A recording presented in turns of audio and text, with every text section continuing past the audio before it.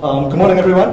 This is the workshop on corporate perspective on employing blind and visually impaired individuals. And my name is Philip So. I'm a board member here at Rosicki College CCVIP. And today we have a panel of distinguished speakers who have a genuine passion to do something to hire and to promote the ability of people with disabilities. So I'm really excited about this. And today we have three speakers. And so I'm going to give you a little bit bio background about them. And we want to make this workshop really interactive. So they will give a little bit monologues about their work, their organization, and then there'll be Q&A. So let's get started. Sitting to my left, on your far left, is Craig Wolfson. Craig is a board member here at CCVIP, and he's also an associate partner at the law firm Rosicki Rosicki and Associates, one of our sponsors. So go easy on him with the questions. And Craig got his BA from Brandeis University in 1992, and his law degree from Widener University School of Law in 1996, and also a strategic certificate in human resource management from Cornell. And at his law firm, Craig focuses on human resource, and he has hired and worked with many, many disability organizations. And he has been appointed to basically every single advisory board, councils in the disability field in New York imaginable, including State Rehab Council. And also he has received basically all the awards that disability agencies give out in New York City, including the Breaking Barrier Award here at this conference a couple years ago. And but most of all, serving on the board with Craig, he never talks about all the awards and anything like that. I didn't even know about that. He's the most modest guy I've ever met. You know, and like me, even if I get nominated, I'll tell everyone. So sitting next to Craig, we have Merilee Martin. Merilee is a senior associate for campus recruiting at the accounting and professional services firm Ernst & Young. Merilee has been with Ernst & Young for 3 years, initially in Houston and now in New York. And Merilee focuses on, and she leads recruiting for the assurance and FAAS practices at Ernst & Young. And Merilee also is planning the Emerging Leaders Internship Program. And if I'm not mistaken, that's the same program that hires students with disabilities. So we want to hear about that. And sitting next to Merilee, to my far left, your far right, is John Sasso. I had the pleasure of meeting John several years ago, and he's a really nice guy. And John is also from the accounting professional services firm Ernst & Young. He is the associate director for IT services there, and he runs the on-site services organization department for New York and New Jersey. He has 35 staff members in this group, and his group serves more than 10,000 individuals and customers for the firm. And John has volunteered for a lot of disability organizations. When I first met John was telling me about how he was volunteering for a school for the blind in New Jersey, setting up computers. And I really was impressed by that. And John also volunteers for the Ed Lucas Foundation. And John also has hosted many interns at his company. So welcome, three of you. Thank you. And so why don't we get started and let Craig tell you a little bit about himself, his law firm, what he does, and what the law firm does. Thank you, Philip. Thank you, Philip. Thank you, everybody, for coming today. My name is Craig Wolfson. I'm a partner at the law firm Rosicki Rosicki and Associates. Our main office is on Long Island in Plainview.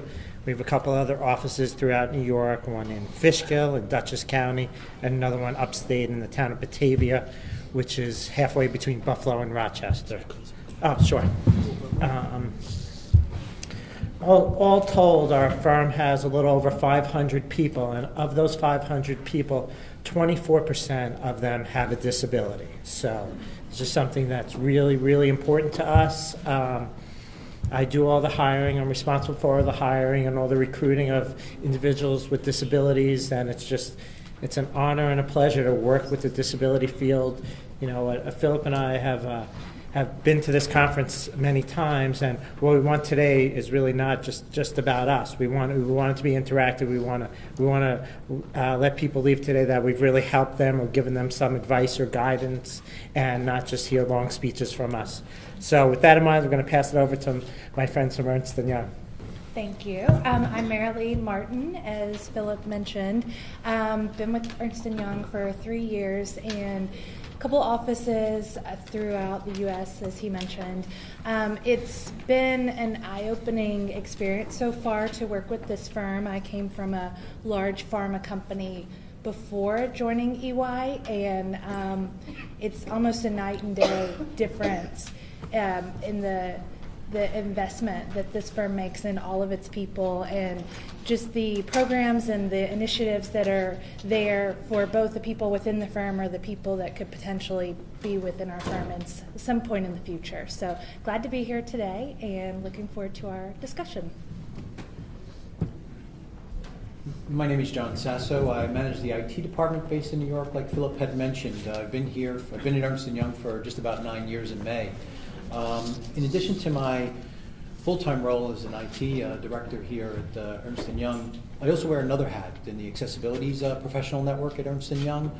So part of that allows me to, help people with their technology needs, for assistive technology, or get them in contact with the right people that can help them if it's a facilities request.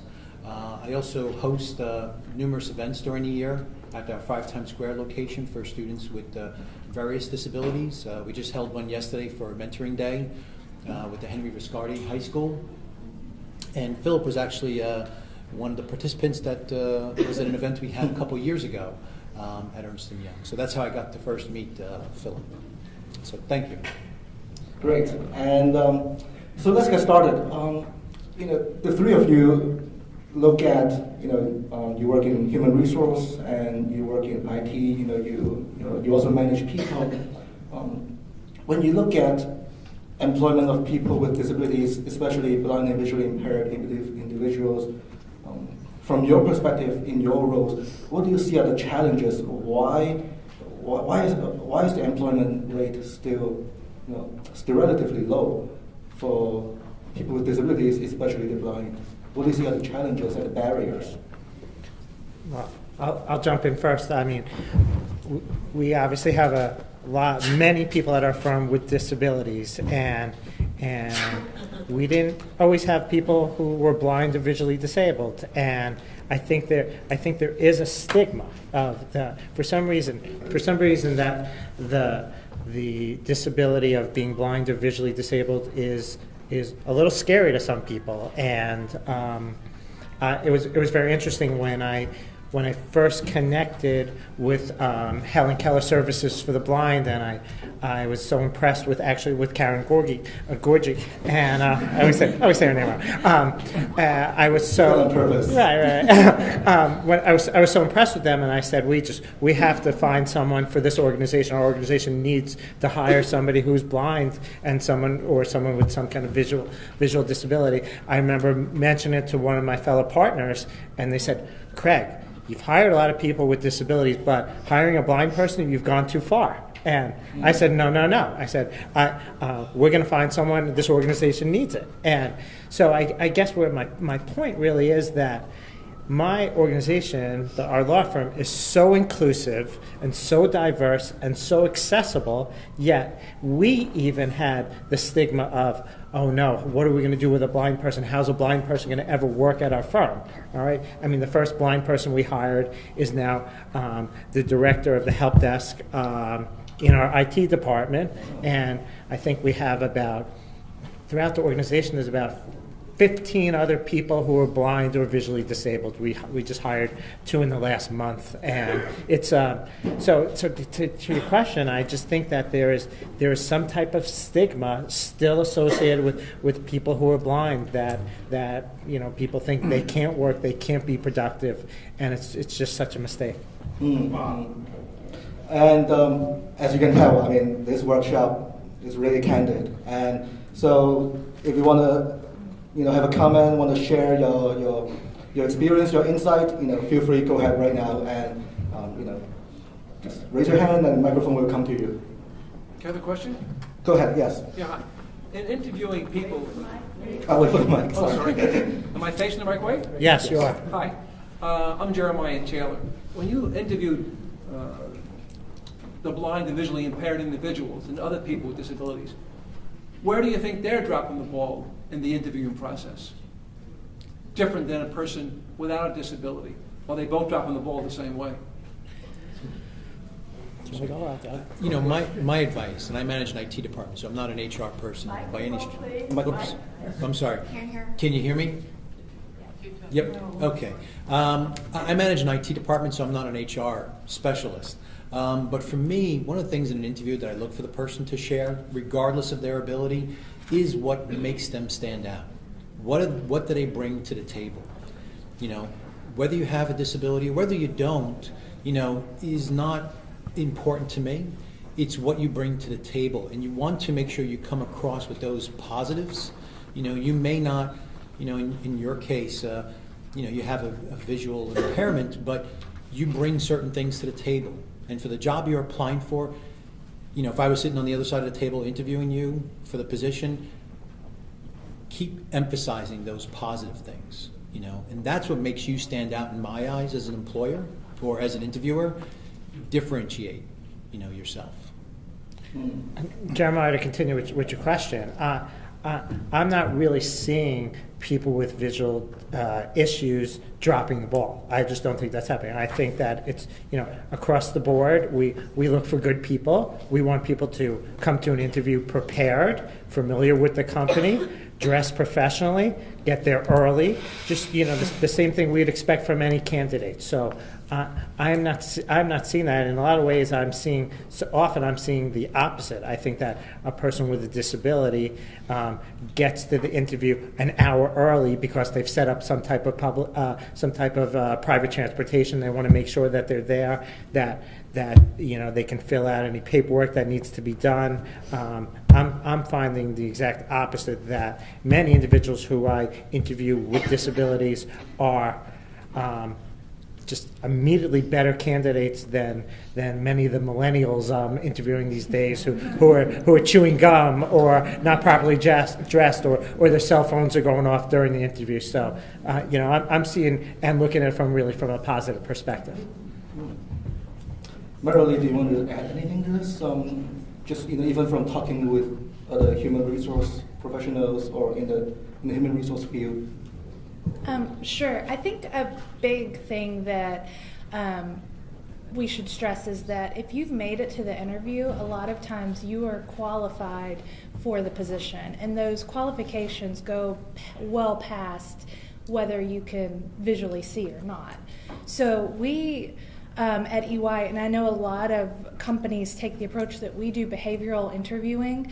It's not so much technical skills. So, like he said, we're interviewing to see if if you will be able to fit in with the teams and perform the job. Will you do the job? That type of thing. If you've made it to the interview process, there is something that we have seen on your resume or through those first couple of rounds of phone screens that are there. So the fact that you have an impairment of one kind or another, whether it be visual or another need, that does not affect our decision making at all. So I don't think that if you're at that point, you should even bring that in and let it impair you even more from that perspective, because you're obviously there because you can perform the job functions. I think we all have to be realistic about what is required of the job, because they're all different and they're all going to require different things. And we're all able to talk through those and accommodate reasonably to help you once you've joined the firm or whatever company it is. So again, I don't think that it's dropping the ball at all as long as you are selling yourself, like John said, and setting yourself apart from that behavioral perspective. Does your company have any visually impaired or blind employees? We do. We have them at all levels, from intern up through partners, all across the country. So I want to ask John and Merilee, Ernst & Young is doing quite a bit on disability, and do you want to share with the folks here what your firm is doing, Emerging Leaders Program, DMD, different things, accessibility, resource network? Do you want to talk about that and tell us what it is, what they are? Sure. As far as the accessibility network that I mentioned before, so if somebody at the firm has a disability, so we have an accommodations group, where they would reach out to, they would work with their PC, their people consultant at the firm, regarding what they need, whether it's assistive technology, whether it's hardware, software. It's a physical accommodation, meaning the desk or something in the office that they need. Like Merilee explained, we have people that are visually impaired from the internship level all the way up to the partner level. I know several individuals personally in the New York office that we've assisted with, various technologies. Most of the time, the person coming to us already knows what they need, meaning they know what software works for them, they know specifically what they need to help them in their everyday role at the firm. So it's my job just to facilitate that request and make sure that the hardware, the software, meets our standards, is procured for them, is set up for them from an IT perspective, that that's what it's for, and making sure they're able to do their jobs that way. From an accessibility standpoint, one of the things I really enjoy about Ernst & Young, as I mentioned earlier, is the ability to help mentor students, particularly, or young adults that have disabilities. We host different events in our 5 Times Square office for students with Asperger's, Disability Mentoring Day. We did a couple of events recently with the high school students. The Henry Viscardi School was just yesterday. So bringing those students into a corporate environment, number one, but also allowing them to hear from other people at the firm, people that have disabilities or not, speaking to them about their careers and challenges that they've overcome. It brings a more personal touch to them. For example, yesterday there was a gentleman who is in a wheelchair at Ernst & Young. He's a tax processor. And he had spoken to the students yesterday. And their questions were very honest and open. How do you get around in a wheelchair in a big building like this? And he explained to him, his first day at the office, security would meet him for the first couple months in and out the building to get him to his car. So, people would say, is that an unreasonable accommodation or a reasonable request? It's the right thing to do, as human beings, in my opinion. So, sometimes it's the fear of when you come into a big office not knowing, what to ask for, but it starts with asking. You shouldn't be afraid to ask that you need something to help you in performing your job. I'd like to add, we have a lot of networks John mentioned, and it's not just for the actual person with a disability. We've got a network of almost support for those who might care for someone, an older parent, a loved one, a child with a disability as well. So there are those networks, but we've also got some learning and development options available that we put out for our employees, because I think, to go back to the first question, some of the challenges that there's just not an awareness or the exposure for a lot of us. We don't know what it's like to live with that day to day or to care for somebody with any kind of disability, whether they're blatantly obvious by seeing them or whether it's not visible to somebody else. So the firm is doing what it can to educate the rest of us, whether not just in recruiting, but for all of the employees. So that we've got that aspect, but also for the employees with the disabilities, we do pride ourselves in our flexible work environment. So whether it means that you telecommute and work from home 1 day a week or 5 days a week.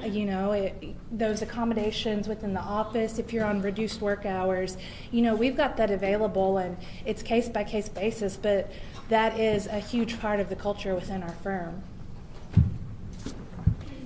This is really great. Can you talk about how this all got started?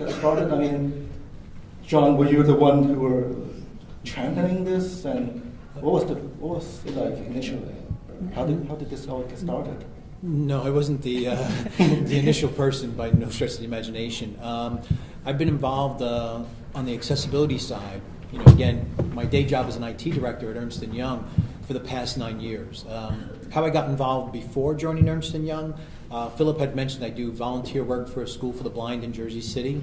It was about 17, 18 years ago. I worked for a software company, and we had old computers that were going to get just simply discarded. So I reached out to a school that I knew in Jersey City, growing up from Jersey City, and we started a relationship and a dialogue to see how we could help the students. And we had that relationship for the past 17 years. So for me, it was, again, finding a need and how do we help people. And at that time, going back 17, 18 years ago, it's not the type of technology you have today. The internet, was probably just getting started at that time, or a little bit past it, how it's out there in the corporate environment. But for the students that were visually impaired, for them, it was just such a differentiator. And to help them in their careers, that's what they needed at that point in time. And that's why we got involved, and that's why we still stay connected. That's fantastic. Craig, you mentioned also that at your firm you also have many, 24% employees with disabilities and some blind and visually impaired. Can you share with us what they do and how they do it, and what kind of accommodations or customization your firm work with your colleagues? Sure. We have individuals with disabilities at all levels, much like what Ernst & Young were saying. We have partners with disabilities. We have paralegals. We have managers, directors, clerical. So people with disabilities are in all aspects of our organization. We make accommodations. We have large monitors for people with vision issues. We have JAWS software, and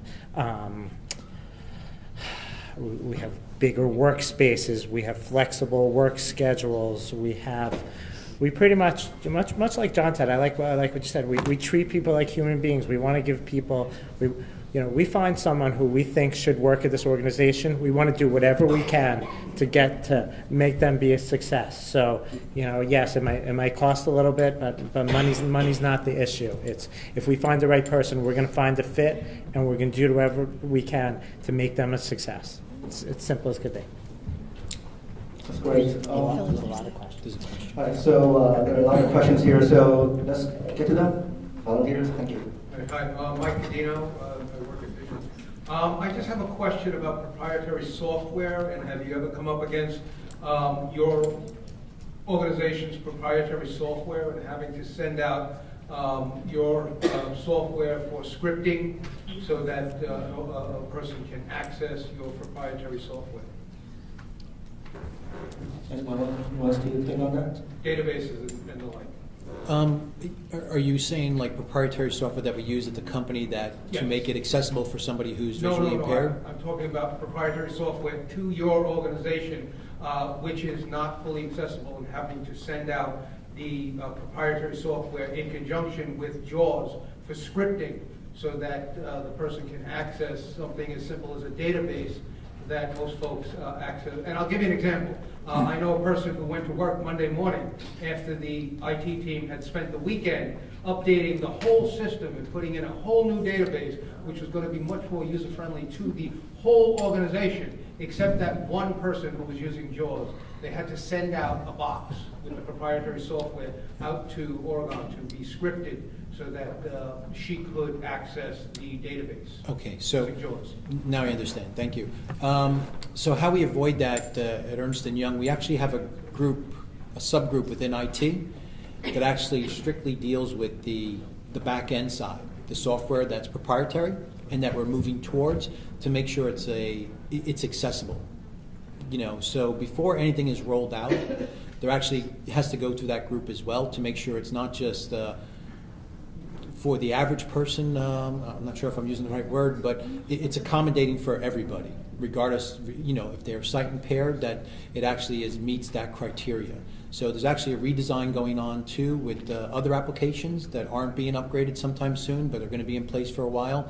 And that group is also looking at those applications to make sure that they are accessible for people in the firm, And the same way at our firm, like I said, our help desk director, she is blind, so there could not be a bigger advocate and someone more conscious of the needs of someone with someone using JAWS or Zoom text or whatever technology they need. Two very different systems that don't play nice together. There's more questions. Other questions? Hi, my name is Shreya. I'm a faculty member at Cornell, and I have a few years of experience as a software developer too. And when I was interviewing for software development jobs, a lot of times you would have to answer technical questions on the board. A lot of times people would give you something to read.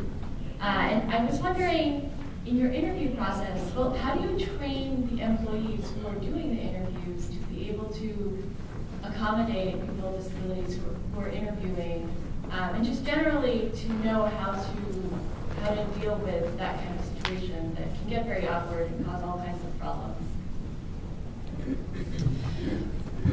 We have a training class that anyone at the manager level and above who is eligible to interview candidates is required to attend.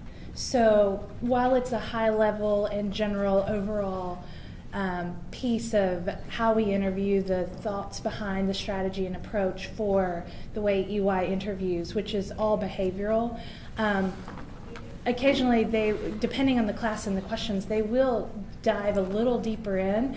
If we know ahead of time that there are accommodations that need to be made, we would have the discussion with the particular interviewer one-on-one. So as it is so general with our interview training overall, when there is a one-off case where we are interviewing somebody with this additional need, we will address it case by case. So does your HR ask the person who's interviewing and say, what accommodations do you need? And then Not at all. Not at all. If it's brought to light beforehand, we'll make the accommodations beforehand. If we find out on site at the time, we will, reapproach right then and make those changes. But our interviewing for our professional positions are all behavioral based. So there's no case studies involved at that time or anything where they're interacting. Is it different on the IT side? Yeah, a change that was made, I think back in December of last year, is on the career site, is that there actually is a section there where if you need an accommodation need, if you were called in for an in-person interview or you need an accommodation for the telephone interview, there's actually a number there and an email address, if I'm not mistaken, to let them know of the accommodation need you would need. So if you are brought in for that interview, they can make that special arrangement, or let the interviewer aware as well.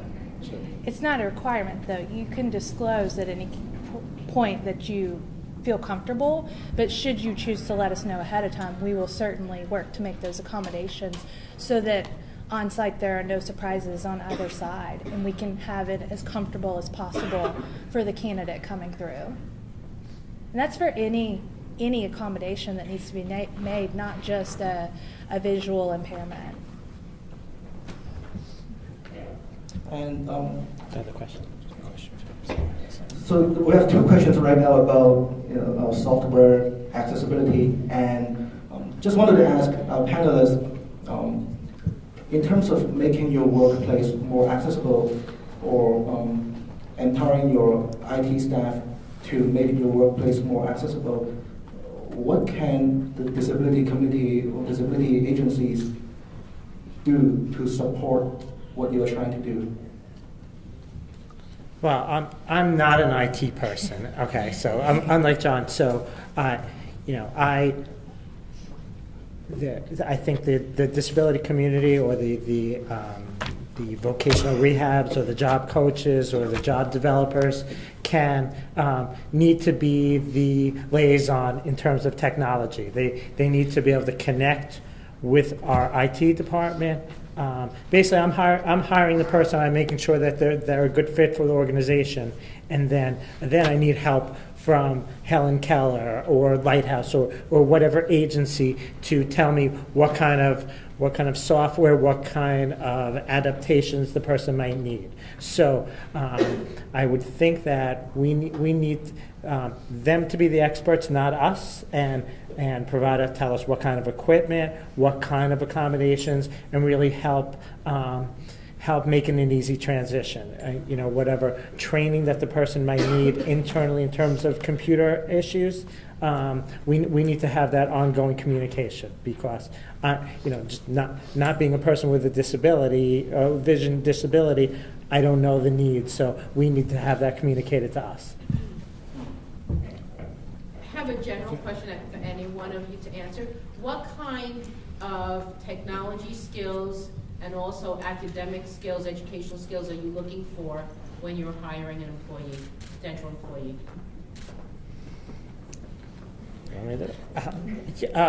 We're a law firm, okay?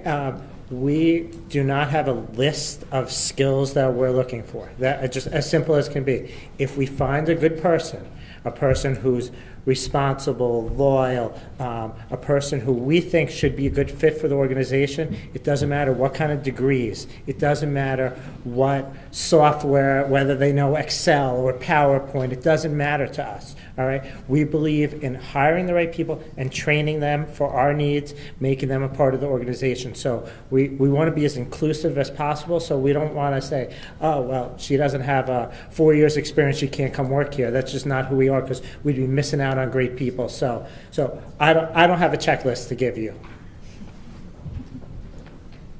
Good morning, and thank you for coming. So this is more of a question about the application process in general. And I'm not sure specifically your businesses, but maybe you can give some insight in regards to other fields as well, from what you've heard from colleagues. Recently, there's been more of a push for 503 compliance and the federal status in that way. And we're seeing more and more in applications the checkbox of please disclose if you have a disability. Do you find that if you put aside the qualifications and all that stuff, they're equal all the way across, does that give someone more equal or more likelihood that they'd be called in for an interview, or if they check that box, or is it totally equal? Again, looking at me for that answer. Okay. Well, we are not a federal contractor. Okay, so I'll say right there. But I've been on a lot of panels, and there's been a lot of discussion over the last year on this topic. And I would think that with the goal of employers having 7%, I know is the magic number, and I think that was a big part of the panel last year.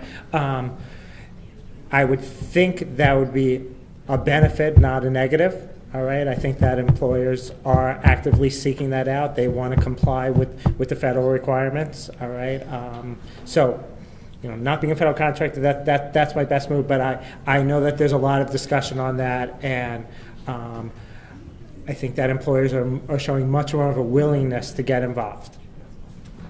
Great. So at the end of the day, it's okay, go ahead and check that box. I will say, in the screening process for our firm, and I know it's this way in a lot of the large firms, we don't see that. We see your application, your resume, and cover letter if you include one. We don't see any of the gender, your military background, your disability or not. Through the screening process. I think it's used on the back end to make sure that the firms are in compliance and meeting those standards of employment. Great, thank you. You're welcome. usually I try to refrain from commenting, but just FYI, in the United Kingdom, on job application, there's also a box to check whether you have a disability, and I believe, I'm not sure, but I believe in the UK, if you check you have a disability, because there's a chicken and egg question, right? You don't want to disclose, you're afraid you might not get an interview. So in the UK, if you check the box, you're guaranteed to have a first round interview. And that resolves the question of, if I check, will you interview me? If I don't check, so just FYI. This is Don Horvath from the Helen Keller National Center, and I just want to bring up maybe the other side of the stigma where we're the rehabilitation specialists working with individuals, counseling individuals with various degrees of hearing and vision loss. I wanted to get your perspective on what you would say to one of our consumers that would be may not want to disclose their disability. Maybe it's not as evident. They're not using a cane. They don't bring an interpreter to the interview, and they're concerned about disclosing their disability and not getting the job.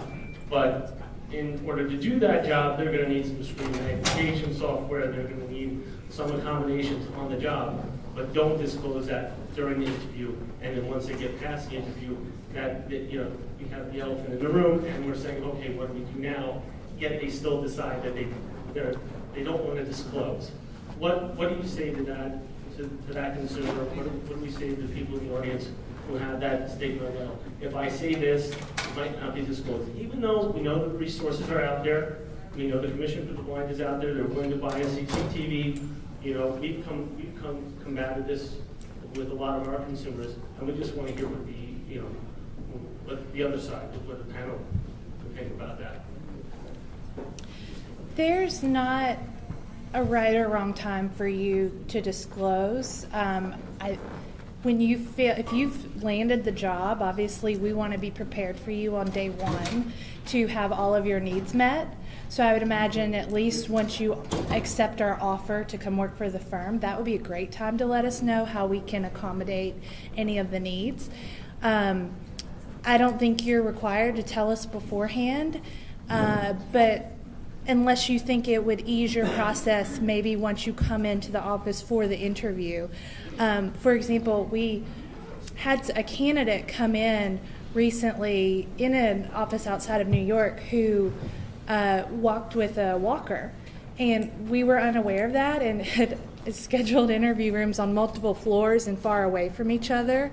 And if we had known ahead of time, we would have maybe rotated interviewers into the room versus having that candidate walk all over the place, or at least made them closer together to ease that person's nerves and feelings. You're already nervous during a job interview, so anything we can do to make it more comfortable for you, we'd certainly want to know. But again, if you don't want to disclose that before you interview or even during the interview process, you're not required to at all. It's not going to factor into whether you receive an offer with the firm or other companies or not. And very often, when I interview someone, they haven't disclosed. And I'll be interviewing them, and I don't know if they're seeing me, or I don't know what way they're seeing me, if they're seeing a shadow, if they lack peripheral vision. I don't have all the technical terms. They can only see a small box. And you got to just go with the flow. As the employer, you just go with the flow. At some point, you find out if this person's the right fit, and then, often they're connected with an agency, so there's, that's when maybe Helen Keller would get involved, or if we've hired them. Certainly at that point, if they're going to come on board, we need to know what they need to do their job. Question: based on your experience working, it's obvious you guys are totally on board working with people with disabilities.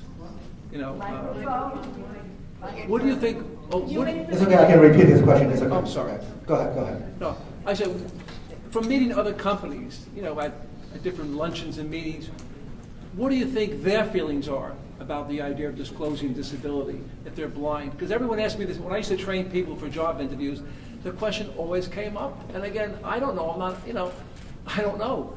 It depends on the person themselves, how they feel about their confidence level. But what do you think other companies really feel? Are they being surprised by this? Will they say no? Because you guys are on board, a lot of companies aren't. I mean, it's a hard question to answer, but in your gut, what do you think about other corporations that are out there, generally speaking? Do you guys need me to repeat the question? Yes. So the question, in a nutshell, is like the three panelists here, they're totally on board with empowering people with disabilities. But in your gut feeling, how do you feel, when a manager, when someone who's blind or with a disability, goes to the interview, walks to this office? How do you feel managers, really feel? How do companies really feel? Can you share your insight with us? My guess, yes, we are inclusive. We believe in this cause. I think that there are many people who still have that stigma with people who are blind or have vision issues. They will speak very loudly to you, and they don't know disability etiquette. There's just so I mean my gut is when I discuss it with other corporations, they're not always so open to it. They just they're not as open-minded. It's not necessarily part of their mission statement. It's not necessarily who they are. Just to be real, that's my take on it. I'm sorry, Philip, if I can just add something too? Yes, go ahead. Yeah. We want to also keep answering the question. Go ahead, John. One other thing I would like to add to that too is that, just this past week we met with 12 other financial services companies in New York, large financial services companies, regarding the specific topic about people with disabilities and hiring people with disabilities. I mean, that's just a small population. It's just 12 companies that we deal with and that got together just to share best practices. So I think it helps that you have advocates of, several companies up here and a lot others. And when they keep advocating for different things and they get together as a group as well to discuss the issues and to see how we can collectively make a difference and hire people with disabilities, I think it gets even more momentum going forward as well. Ferdinand Al-Yafi, Kingdom of Saudi Arabia. My question regarding the new applicants. If you have a candidate just apply for a position, but he or she recently has his ability, blind, is totally blind or the low vision. Do you take him to a rehab first, a training program for mobility, or you have your own training center? I'm trying to compare this with what's happening in my country. And do you accept him immediately, or they should go through preparation before you hire them? Thank you.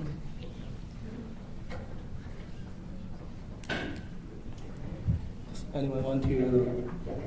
I want to make sure I understood your question. Was it that if somebody was newly visually impaired and had to adjust to that and go through some training? Was that your question? Yeah, because they suffer from cycle problem at the beginning, especially if they were full aware of vision and then all of a sudden, by any kind of accident, like accident or disease, they lost their vision or get to be a very low vision aspect. How do you deal with this aspect? Do they have to go through preparation, training, I mean, I would treat them like any other applicant. I wouldn't make any kind of distinction. You want, if you think they're a good candidate, you hire them and you see if they can come and perform the job. I wouldn't really, yes, it would be great if they came with some skills and preparation. And one time I had to fire an individual who was blind because she just simply couldn't use JAWS. And the more we trained her, she just couldn't do it. She couldn't perform the necessary functions. So. Training is ideal, but we'll do our internal training, and often with the assistance of the commission, it's a relationship. Building on that question, someone newly blind or needs training. Not someone who's newly blind, but when a software, I think the first question was, updating a software over the weekend and accessibility. So when a software that is newly updated and now is not accessible and it takes time to make it accessible again, how would a firm handle that, and how would you advise an employee who is blind to handle that situation?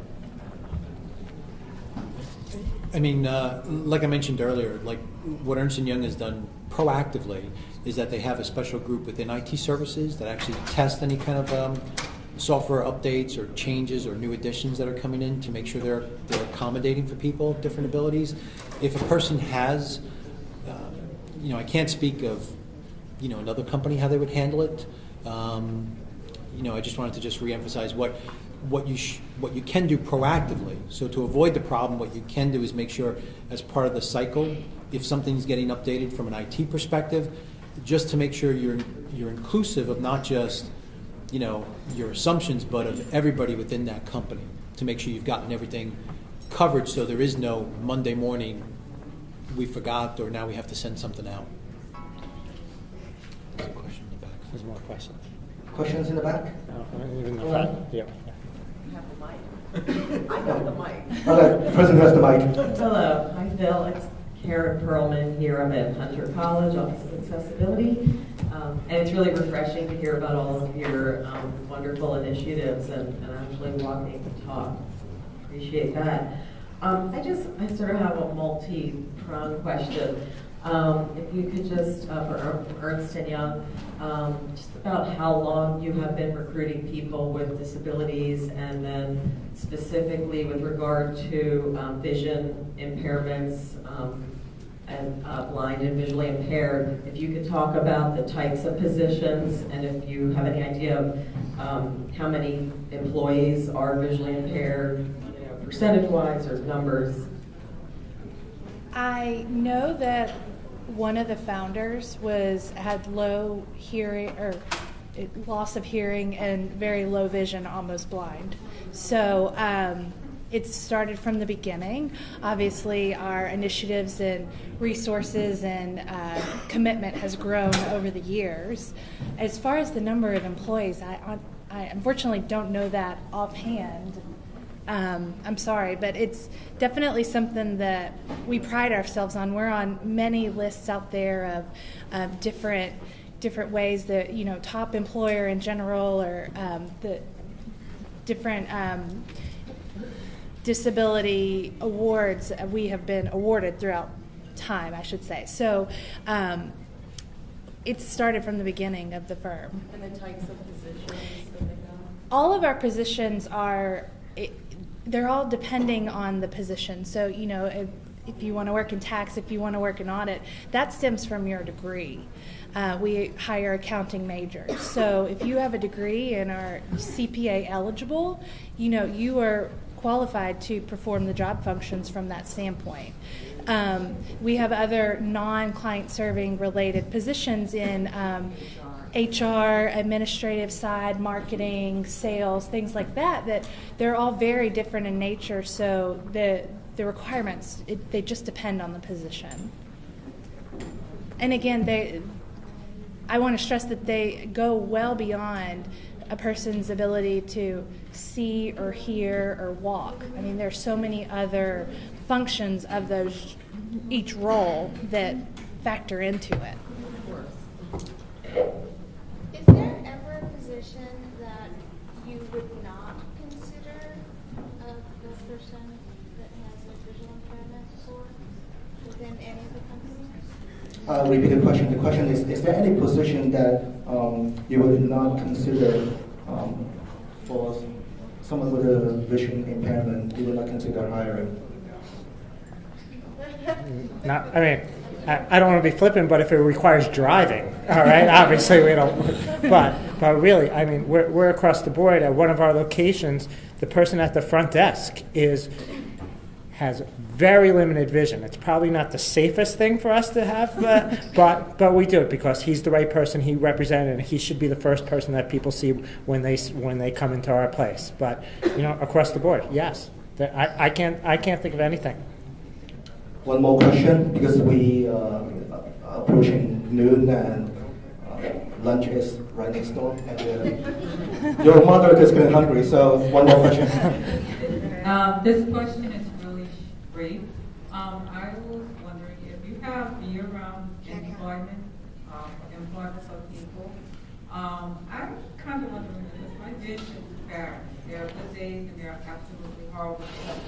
Are there any other ways other than by computer we can find out about your employment opportunities? Also, my job skill is I am a hitter, meaning all the nitty-gritty details of the job that no one else wants to do. I am more than happy and capable and skillful in doing it and getting it done on time and correctly. So when can I come in for my interview? What other ways can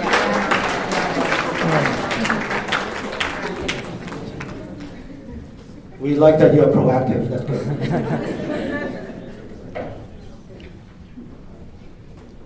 For are we?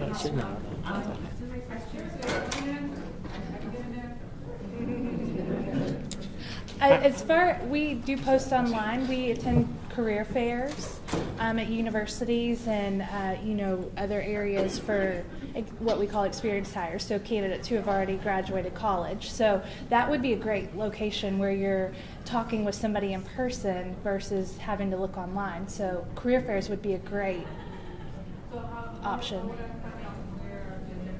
Because honestly, my it's really that number right now. If I was to try to on a computer, you're blurred for me right now. So trying to actually find out and whatever. Are there any other ways? There's other ones also very interesting. And I will go other than the computer. What other ways? What other methods are out there that we can have a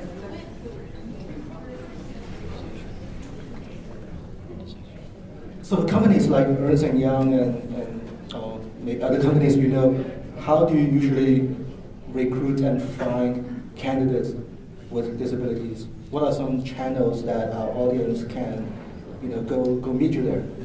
I mean, some channels that we use is obviously online, the career site online, referrals. A big population of our people that we hire have been referrals internally. So if you know somebody at the company and they refer you, there's a database there. That's another avenue. I know there's certain organizations we work with people with disabilities too. So sometimes that organization will, has a relationship and they'll make referrals that way. That's the big way that we do it at our firm. We have relationships with people at Helen Keller. We have relationships with a lot of agencies on Long Island, Abilities and the Rehabilitation Institute and just Access VR in general. And that is an obvious way for us to reach a big population. Great. And I'm told that we have to wrap up. So would the three of you like to give some final comments, final thoughts, and some wisdom, advice? My wisdom and advice is to stay positive. There are employers out there that will hire people with disabilities. Just keep on looking, stay positive, be a really great candidate when you do go to that interview. Show up on time. Don't be chewing gum. Be professional, and you'll get a job. Merilee? Quick question. Quick question? Okay, go ahead.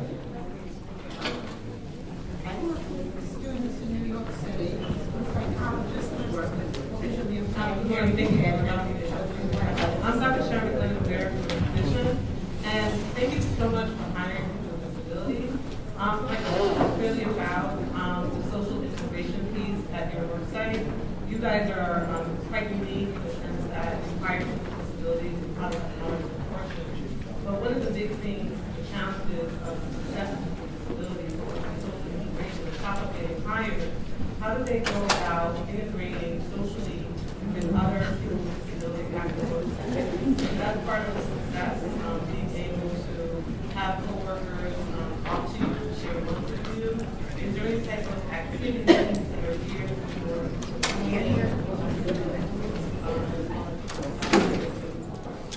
So your question is about activities and strategies for social integration, and that's a great question. And unfortunately, the people who are waiting to come in to eat, they might think otherwise. And just want to ask Merilee and John to give some final thought and for our audience. I want to echo just it's it's a full-time job to find a job. So like you said, stay positive, use all resources you can find, and anymore, tell everyone you know, use your network, and I thank you for letting us come in today. You know, like Merilee and Craig had said, you know, thank you for having us here today. You know, accentuate the positives that you bring in an interview. And one last thing I'll share, a very good friend of mine, Ed Lucas, Philip had mentioned I help him out with his foundation. He's blind, and he's met 4 presidents. He's traveled the United States as a sports writer. So you can do anything you want to as long as you have the desire. Does he have a website we can visit? Yes, it's edlucasfoundation.org. edlucasfoundation.org. Check it out. So thank you, Craig. Thank you, Merilee. And thank you, John. And thank you for coming on.